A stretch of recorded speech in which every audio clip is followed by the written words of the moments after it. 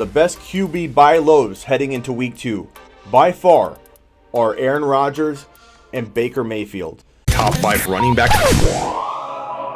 You're watching the Fantasy Football Show.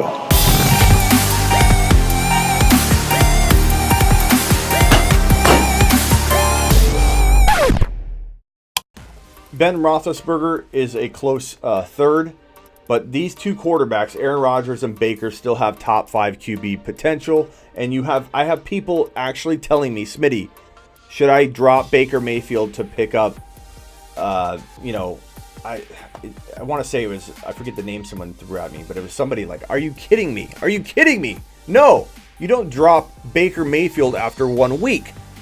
Let these guys go out and prove themselves on Monday night against the Jets in what will be a tough matchup in New York, and watch them rebound. Watch what Baker does with the spotlight on him. Even if Baker struggles a little bit, I'm not giving up on him after 2 weeks when he hasn't had a time to practice in the preseason with these wide receivers. Give him some time before you write him off. He has so much upside, it's crazy. So those are my QB buy lows. The guys I would consider selling high, Carson Wentz. I'm not saying sell him unless you're gonna get something amazing out of it. Like let's say you have Carson Wentz and Deshaun Watson, then you're in a position where you can sell one of them, and Wentz has really good value right now. You could go trade, your running back like a David Johnson into maybe a Kamara or a Cook. That's how I use extra pieces. If I have 2 QBs and one, I drafted a Breeze or I drafted a Brady and a Mahomes, let's say, and Brady has a lot more value now. People are believing that he can still do it. You could trade a Brady and upgrade your running back from a low running back 1 like a David Johnson, or even like a Derrick Henry into a Dalvin Cook, or into a potentially Alvin Kamara. So sell Wentz on the high. Sell Lamar Jackson if you can get top 5 to 7 QB numbers for him. I think it's worth it. I think playing the Dolphins does wonders for you in your stat line. And I'm not saying I don't love Lamar a little more than I did. I do. But I still think that we're overreacting if we're going to call him the next top 5 quarterback. I'm just not ready to do that. I don't think I ever will. I don't think he's going to be top 5. I don't think he will. I think he has potentially better top 8 to 12 potential than I gave him credit for. But that's it for right now. So sell both of those QBs. You're going to sell Wentz and Lamar if the price is right. And sell Dak Prescott if the price is right. You probably, if you own Dak Prescott, you weren't starting him. So you have trade bait there. I go buy Zeke Elliott on the low if for any reason somebody wants to give him up and worries a little bit about him. I don't think he will. I'm just mentioning it because he had a bad week. You never know. Lev Bell had a good week.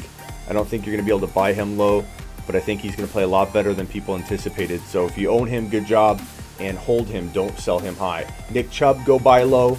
James Conner at the right price. I know you're going to be like, how the hell did Smitty get here? Smitty's been saying to avoid Conner. There's always a line where a guy drops into a value range, and there's a line where he crosses over and becomes a high-risk guy. Conner, a lot of people want to jump ship on Conner, and while I do think Conner is a risk, if you can get him at the right price, he's worth scooping up, especially if you listen to me and you went and got Jalen Samuels and you went and got Benny Snell.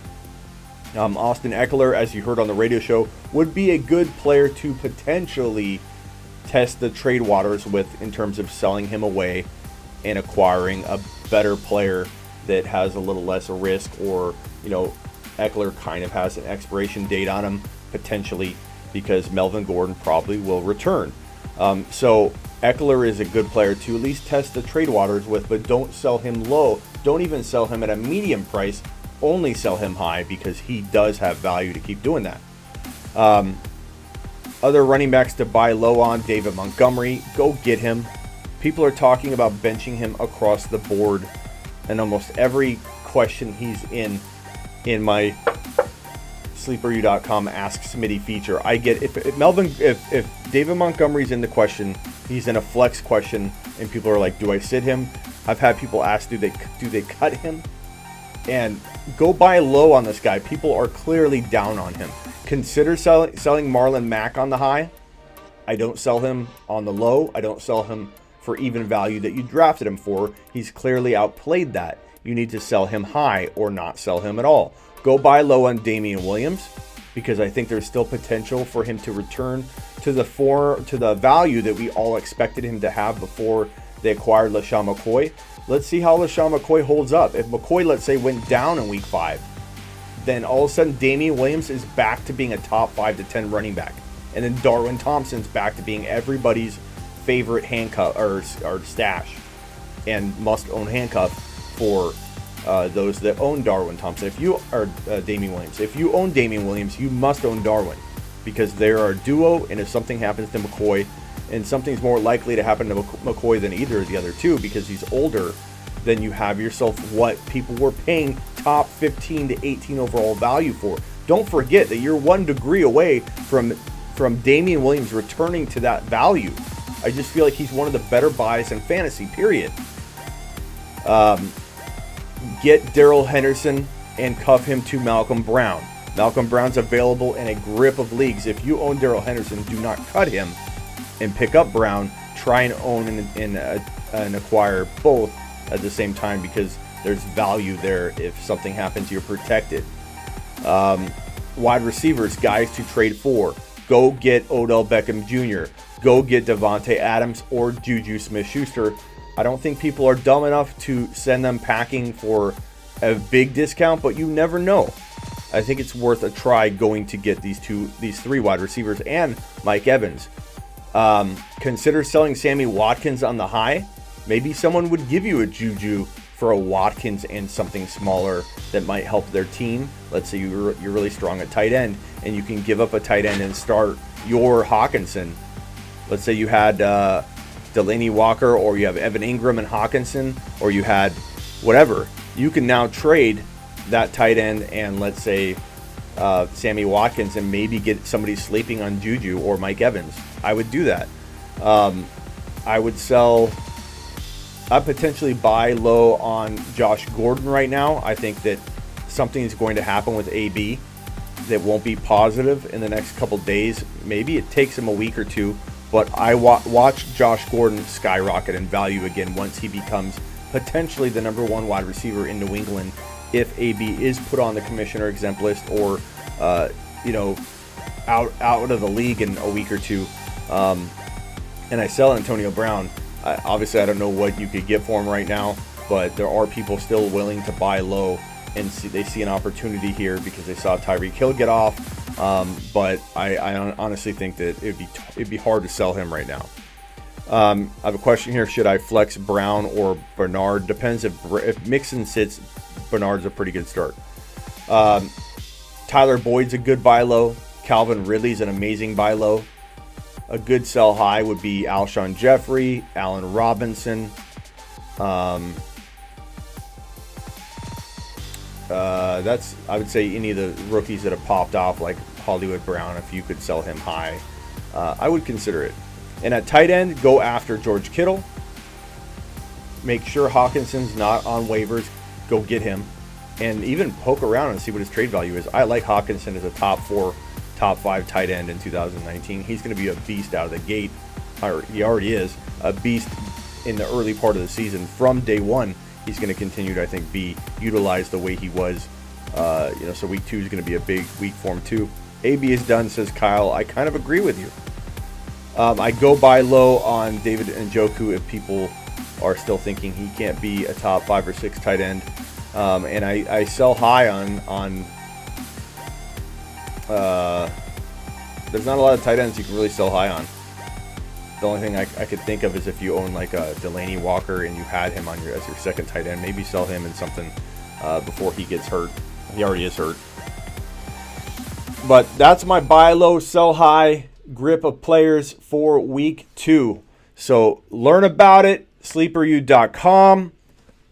Get on over to it. We'll ring the bell for you. If you're new, subscribe to youtube.com/The Fantasy Football Show. Know that every Wednesday night I broadcast live here on my YouTube channel, youtube.com/The Fantasy Football Show, that CBS Sports radio show you just watched me do. It's an hour long. I've been doing it for 16 straight years.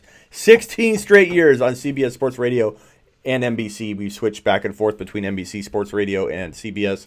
but 16 straight years I've done that, and I do it every Wednesday night at 10 p.m. Eastern. Hit the notification bell so you don't miss that weekly show. It's such a good show. It's a heavy dose of everything. Injuries, trade advice, waiver wire guys, questions from you guys. It's freaking fantastic. Dynasty League stuff is coming. I'm going to be the king of Dynasty League content for all of you. The king. And I'm going to do it right now, heading into weeks 2, 3, 4. You're going to get so much Dynasty content from me. These other people aren't going to stand a chance because all they're talking about is redraft. We're going to hit Dynasty, and we're going to hit it hard. So get ready for the Dynasty content. And I do have to tell you guys, if you like daily fantasy, make sure you go here to this link, mkf.win/Smitty. Monkey Knife Fight is one of the best ways, if not the best way, period, right now, to play daily fantasy, in my opinion. And if you go to this link, mkf.win/Smitty, and you send me a screenshot of your deposit of 10 or more bucks into a Monkey Knife Fight account that's brand new, you send me a screenshot, and I will give you a free lineup and trade assessment, and I'm going to pick 5 people, if not more, depending on the overwhelming response I get from this. 5 people that I will call. So send me a phone number and your screenshot of 10 or more bucks, and I will give you a phone call and talk to you about your team and trade ideas and all that. If you go to Monkey Knife Fight, you got to go to this URL. You can't do it through another link. mkf.win/Smitty. $10 depositors will enter in the top. I'll pick 5 people from those depositors, and I'll give you a phone call. Include your email with the screenshot, and I will call you and talk about fantasy football with you, you and me, or relationship advice, whatever you want to talk about. I'm going to talk about it with you. Monkey Knife Fight, mkf.win/Smitty. The best way to play DFS, period. I'm so excited to work with them this year, really.